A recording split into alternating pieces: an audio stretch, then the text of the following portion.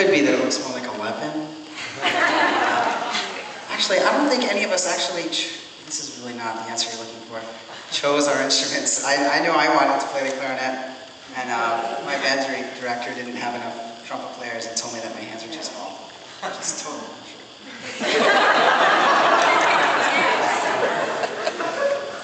Yeah, Brandon was a pianist, of course, and how did you fall into the trumpet?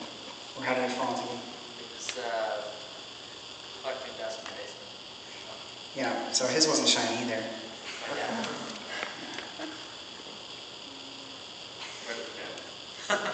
And you all know, yeah. Actually, we had a piece written about this. I started on cornet. That didn't last very long. I took up the trombone in 4th grade. And that was really fun. I loved the trombone. I embraced it in 9th grade. And nobody thought of wax yet. And it really hurt. It was very painful. It was bloody. So I took some time off from playing trombone. And then I was in this band room and saw this tuba. And I thought, that's going to fit right around. I have a fairly small mouth. That would fit right around, and it did. So I started practicing tuba. And by the time it was time to go to college, I only knew tuba solos. I'd forgotten all my trombone solos. So I auditioned on tuba, and it was sealed. There's no way back. So, most bass players tell you they play bass or tuba because they just love the driving, the bass sound. The bass just shapes the entire piece of music, and that's driving, giving the rhythm and the pitch. Everything is established, which is all true. It's all established around the bass, and they were drawn to this position of power of an entire group, depending on where you put that beat and how you place that beat, and they just wanted to be a bass player. And I thought, well, that's great. I wish, see, I didn't think of that, when I was a kid, because it's all so true.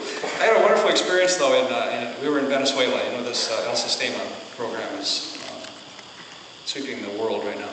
And we went down to see the El Sistema, and a brass quintet played for us, a junior high brass quintet. And we each went to talk to the players at the end. We had interpreters, and I went to the tuba player, and I asked him, I said, what brought you to the tuba? The same question, what brought you to the tuba?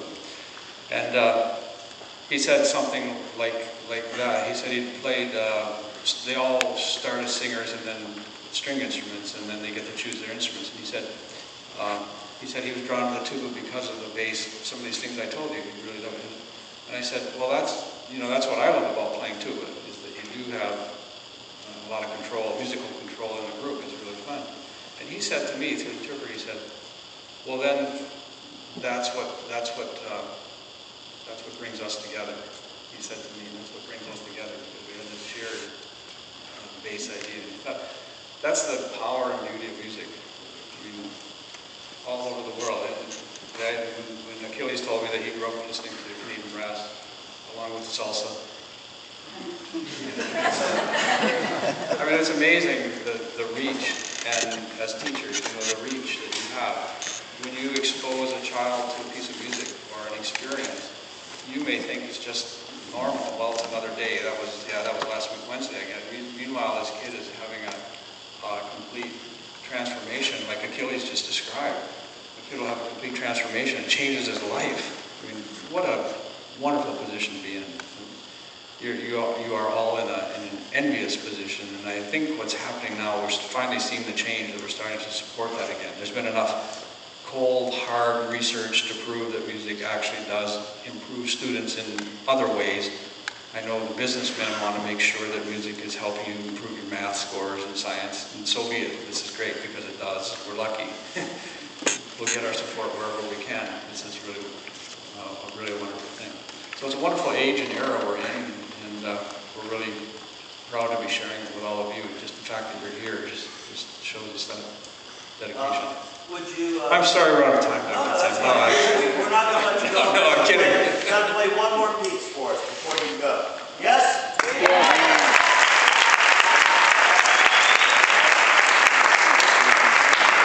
We'll have to play one we played last night.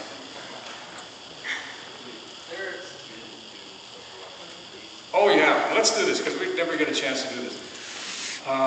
New Orleans, Preservation Hall. You know how they finish their concerts? You've probably seen they leave playing Closer Walk. And okay, I'm going to digress a bit, but We were playing our regular concerts, and somebody came up to us at the end of the concert. This is something that comes up, how do you choose your repertoire? How do you select music? Well, one is we search our own souls for music we love. But another is suggestions. People will often tell us something they've heard or they think would be perfect. Someone came up to us at the end of the concert and said, well, I really liked the concert, but they'd just been in New Orleans, they heard Preservation Hall, and this woman thought that Closer Walk with Thee would be perfect for Canadian brass. We said, well, okay, well, let's find out. So we got a friend of ours, actually a fellow named Don Gillis, claim to fame is he was the music director for Fraggle Rock. And Don wrote up Closer Walk for us, and it became a fantastic encore for us for a couple of years. And then Luther wrote the Saints Hallelujah you just heard, and that was a great encore. So now we were stuck. So the next concert we said, we were going to start where we left off last time, with an encore, and we started the concert with Closer Walk, and it just became like our shoes, it's now a trademark. So we don't get much opportunity to play it going out, so we're going to play Closer Walk, and then we'll see you out in the lobby. Dr. Tim, thanks for inviting us here. Thank you.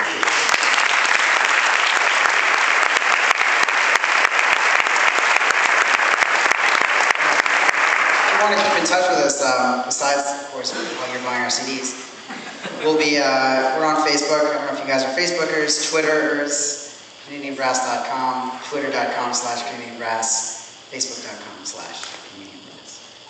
Thank you. And I think there's already things up from last night, is that correct? That's somebody, that's security. Yeah, so thanks for the tweets. Thanks.